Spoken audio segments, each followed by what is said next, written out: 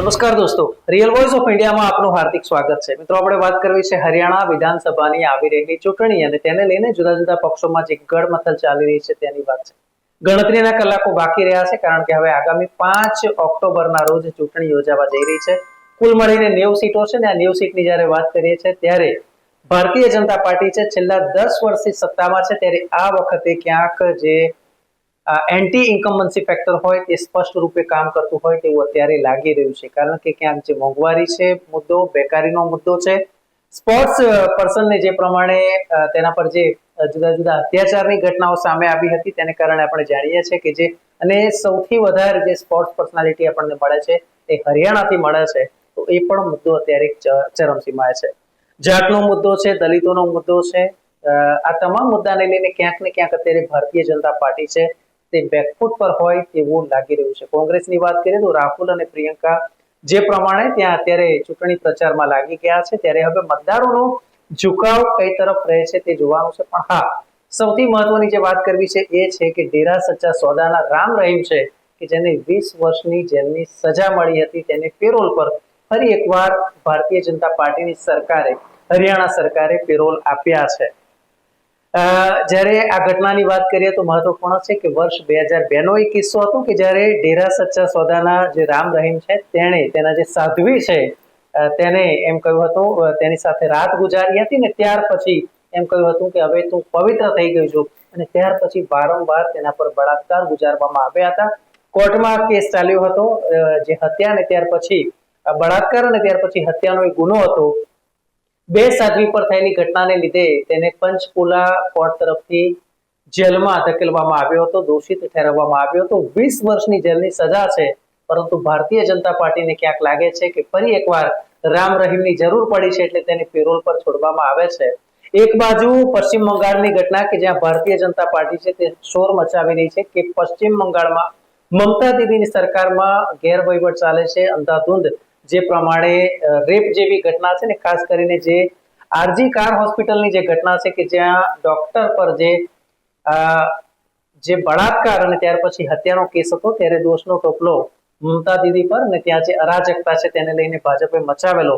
પરંતુ હવે જ્યારે 10 વર્ષના શાસન પછી ફરી એકવાર હરિયાણાની જ્યારે ચૂંટણી આવે છે ત્યારે ભારતીય જનતા પાર્ટી છે એને લાગે છે કે કદાચ આ રેપિસ્ટ થકી અમે ચૂંટણી જીતી શકીએ, અને તેને કારણે ડેરા સચ્ચા સોદાના રામ રહીમને પેરોલ આપવામાં આવ્યા છે. મિત્રો, રામ રહીમની વાત કરવામાં આવે તો જ્યારથી તેને જેલમાં ધકેલવામાં આવ્યો છે ત્યાર પછી અત્યાર સુધીમાં જુદી જુદી વાર આપણે વાત કરીએ તો 15 વાર તેને પેરોલ આપવામાં આવ્યા છે.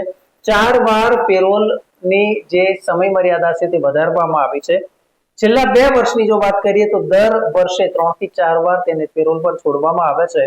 અને આમ અને એ પણ વિશેષ બાબત એ છે કે જ્યારે જ્યારે ચૂંટણી આવતી હોય, વિધાનસભાની હોય, અન્ય રાજ્યોમાં ચૂંટણી આવતી હોય કે પછી સ્થાનિક સ્વરાજની ચૂંટણી આવતી હોય, ત્યારે ખાસ કરીને પેરોલ પર છોડવામાં આવે છે. ને એટલું જ નહીં, ઘણીવાર એવું બન્યું પણ છે કે જ્યારે રામ રહીમના જે પ્રચારકો છે તેને ચૂંટણી પ્રચારમાં મોકલવામાં આવ્યા હોય. તો આ પ્રકારની ઘટના સામે આવી છે એટલે આપણને એમ થાય કે છેલ્લા 10 વર્ષમાં પ્રજાને નક્કર બતાવી શકાય તેવું ભારતીય જનતા પાર્ટી પાસે કશું જ નથી, કે જેને કારણે તેને જે લગભગ 36 વિધાનસભા સીટોમાં જેના જે આ રામ રહીમ છે તેના જે લોકો તેને માને છે તેમના મત મેળવવા માટેનો તો આ પ્રયાસ નથી થઈ રહ્યો ને, એવી પણ ચર્ચા અત્યારે ચાલી રહી છે. કારણ કે બળાત્કાર અને હત્યા કેસમાં દોષિતને લઈને જ્યારે આ રીતે પેરોલ પર અને પણ ચૂંટણી સમયે છોડવામાં આવે તો તે ઘણું બધું સૂચક થઈ જતું હોય છે. કારણ કે ભારતીય જનતા પાર્ટીને ક્યાંક લાગે છે કે જો તેને છોડવામાં આવશે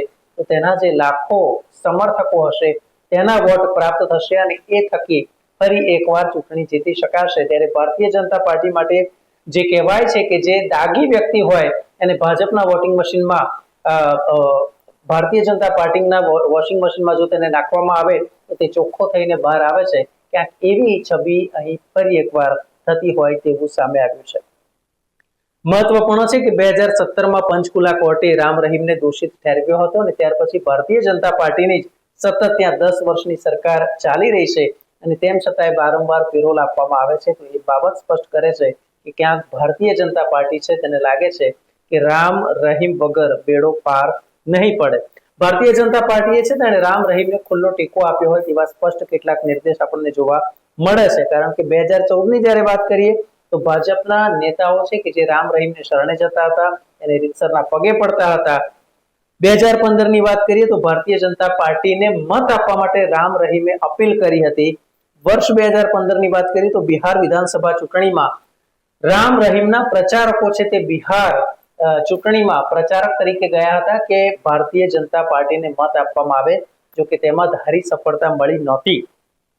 વર્ષ 2000 નો આંકડો જે સામે આવ્યો છે, જેમાં હરિયાણામાં સ્થાનિક સ્વરાજની ચૂંટણી હતી અને એમાં પણ ભારતીય જનતા પાર્ટીને મત આપજો એવો પ્રચાર રામ રહીમના પ્રચારકો દ્વારા કરવામાં આવ્યો હતો. એટલે એ બાબત સ્પષ્ટ છે કે કદાચ ભારતીય જનતા પાર્ટી ખુલીને સામે નથી આવતી, પણ આ જનતા છે ને, જનતા બધું જ જાણે છે.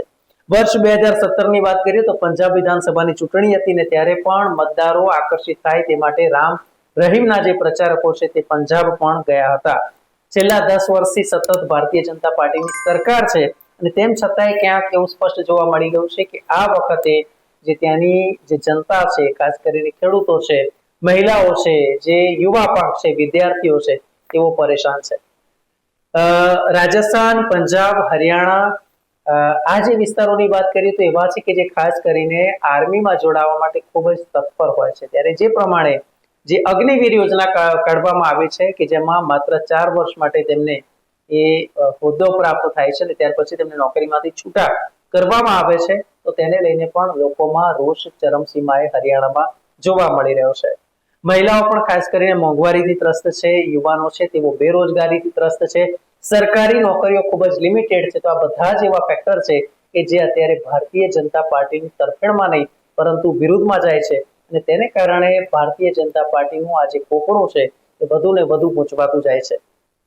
પહેલી વાર જો વાત કરવામાં આવે તો નરેન્દ્ર મોદીની પકડ હવે ઢીલી થતી હોય એવું દેશભરમાં દેખાય છે. ગુજરાતની જ વાત કરીએ કે પછી રાજસ્થાનની વાત કરીએ કે હરિયાણાની વાત કરીએ, ઠેર ઠેર હવે એ પ્રકારના દ્રશ્યો જોવા મળે છે કે જ્યાં પક્ષની અંદર બળવો થતો હોય તેવા દ્રશ્યો સામે આવતા હોય છે. લગભગ 12 કે તેનાથી પણ વધારે બળવાખોરો હરિયાણામાં પણ છે અને તેઓ પણ ક્યાંક ભારતીય જનતા પાર્ટીને નુકસાન પહોંચાડી શકે છે. કારણ કે જે આંતરિક જૂથબંધી છે તે સ્પષ્ટ બાબત કહી રહી છે કે ભાજપને નુકસાન જઈ શકે તેમ છે. તો બીજી બાજુ જો કોંગ્રેસની વાત કરવામાં આવે તો ત્યાં પણ એ પ્રમાણે બહુ સ્પષ્ટ છે કે જાટ મતો કોને મળે, એક એની ગઢમથલ છે. સ્પોર્ટ્સ, ખાસ કરીને સ્પોર્ટ્સ માટે હરિયાણા ખૂબ જાણીતું છે. ત્યારે વિનેશ ફોગાટની વાત કરીએ કે જેને કોંગ્રેસે આ વખતે કોંગ્રેસમાં પણ સમાવેશ કર્યો છે ને સાથે સાથે એને ટિકિટ પણ આપવામાં આવી છે. એટલે જે સ્પોર્ટ્સ પર્સનાલિટીઝ છે અથવા તો જે યુથ છે, જે સ્પોર્ટ્સ જેને ખૂબ પસંદ છે, તેઓના મત કદાચ કોંગ્રેસ તરફ વળે એવો પણ પ્રયાસ કોંગ્રેસે કર્યો છે. દલિત વોટ અને જાટ વોટની વાત કરવામાં આવે તો કેટલાક જે જાટ નેતા છે, ખાસ કરીને ભૂપેન્દ્ર હુડ્ડા, દલિત નેતાની વાત કરવામાં આવે તો કુમારી શૈલજા કે જેને જ્યારે તેઓ યંગ હતા ત્યારે રાજીવ ગાંધી તેમને રાજકારણમાં લાવ્યા હતા. રણજીત સુરજેવાલા પણ એક નામ આવી રહ્યું છે કે જે હજી ભલે સત્તા નથી આવી, હજી ચૂંટણી નથી થઈ, પરંતુ 8 ઓક્ટોબરના રોજ જ્યારે પરિણામ જાહેર થશે ત્યારે અત્યારથી એક પ્રકારે આંતરિક દાવેદારી નોંધાવવામાં આવતી હોય સીએમ તરીકેનું તેવું પણ જોવામાં આવે છે. જે કુમારી શૈલજાની નારાજગી હતી તેને લઈને પણ આપણે જોયું કે વારંવાર કોંગ્રેસમાં બેઠક થઈ, સોનિયા ગાંધી સાથે મુલાકાત અને આ બધાને અંતે હવે જે ઘી છે તે ઠામમાં ઢળી રહે એવા પ્રયાસો કરવામાં આવે છે. કારણ કે ક્યાંક કોંગ્રેસમાં તો ક્યાંક ભાજપમાં આ જે બગાવત છે તે શરૂ થઈ ગઈ છે તે બાબત સ્પષ્ટ છે. લગભગ 90 માંથી 25 બેઠકો એવી છે કે જે જાટ પ્રભુત્વ ધરાવે છે અને લગભગ 36 બેઠકો 90 માંથી એવી છે કે જ્યાં રામ રહીમના સમર્થકો છે તે પરિણામ બદલવાની ક્ષમતા ધરાવે છે. એટલે એ બાબતને પણ આપણે ધ્યાનમાં લેવી પડશે. ચૌધરી નેતાઓની વાત કરવામાં આવે તો દેવીલાલ, બંસીલાલ, ભજનલાલ, ઓમપ્રકાશ ચૌટાલા અને ભૂપેન્દ્ર હુડ્ડા આ નામ છે સતત ચર્ચામાં રહેલા છે. હરિયાણા જ્યારથી પંજાબ અને હરિયાણા જ્યારથી છૂટા પડ્યા ત્યારથી આ નામો છે કે જેના પર આ રાજકારણ સતત ચાલતું આવ્યું છે. બેરોજગારીનો જે મુદ્દો છે તેને કારણે ભારતીય જનતા પાર્ટી ભલે બહારથી કશું જ ના બોલે પરંતુ અંદર ખાને એને ડર છે કે એન્ટી ઇન્કમ્બન્સી ફેક્ટર જો અમારી વિરુદ્ધમાં આવશે તો અમારી સત્તા જઈ શકે છે. ગુજરાતમાં આપણે જોયું કે વડાપ્રધાન નરેન્દ્ર મોદી જ્યારે ગુજરાતના સીએમ હતા ત્યાર પછી કેટલા સીએમ બદલાઈ ગયા છે. મોદી જ્યારે ગયા દિલ્હી અને ત્યાર પછી આનંદીબેન, ત્યાર પછી વિજય રૂપાણી અને ત્યાર પછી ફરી એકવાર એટલે ભારતીય જનતા પાર્ટીની સરકાર છે અને તેમ છતાંય આપણે જોયું કે વારંવાર સીએમ બદલવામાં આવે છે.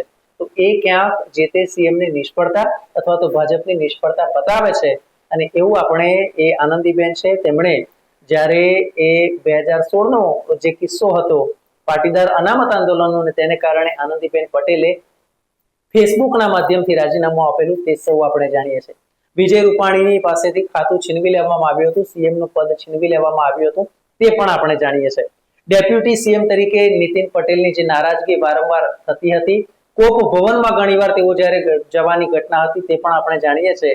અને ત્યાર પછી ભૂપેન્દ્ર પટેલની સરકાર છે, ભલે ભારતીય જનતા પાર્ટી કહેતા હોય અથવા તો જે પ્રમાણે બહાર વાતો કરવામાં આવતી હોય મૃદુ અને મક્કમ, પરંતુ મૃદુ છે આપણે સૌ જાણીએ છીએ, પરંતુ દરેક સ્ટેપ તેમના મક્કમ નથી હોતા તે બાબત પણ આપણે સુપેરે જાણીએ છીએ. અને તેને જ કારણે ગુજરાતમાં કોંગ્રેસની પકડ મજબૂત થઈ રહી છે એ કદાચ ભારતીય જનતા પાર્ટી સુપેરે જાણે છે.